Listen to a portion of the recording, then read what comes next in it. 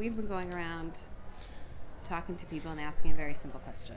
Okay. With the convergence of all the things that are going on in the world that you have talked about, environmental change, diminishing resources, exploding populations, etc., the future is going to be very different than our today. Right. I'm a mom. That's one of my kids. My question is, what do we do today? What do you tell the adults to do today to prepare you guys for this future? Right.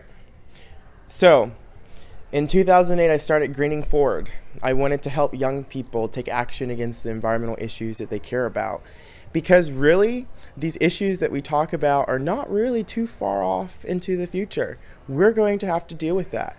Yet the irony is young people are not at the decision-making table when it comes to these sorts of environmental issues. We don't get to vote.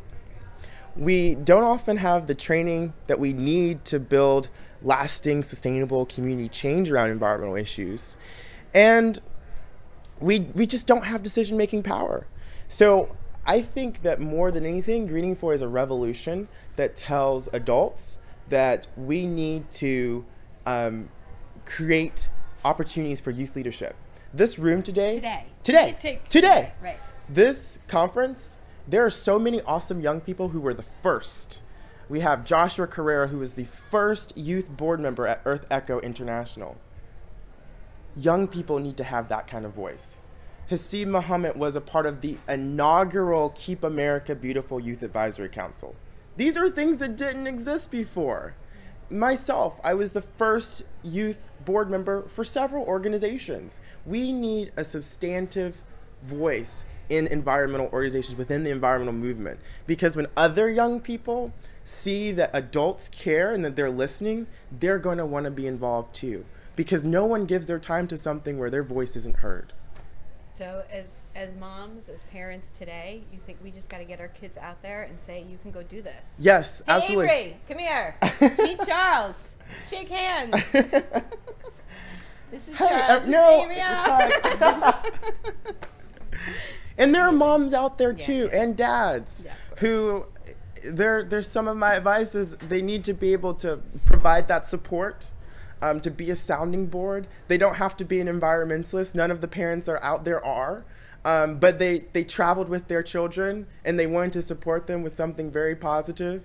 And they also know how to get out of the way.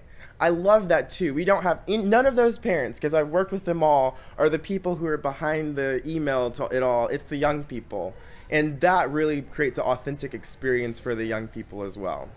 There's a difference between facilitating the process versus doing the process. So parents need to know how to support their children, guiding them, making sure they're asking the right questions, but also leaving room for things that they haven't considered before. Where did you get your strength from, and where do these kids get the internal? Innately, I think it was my curiosity.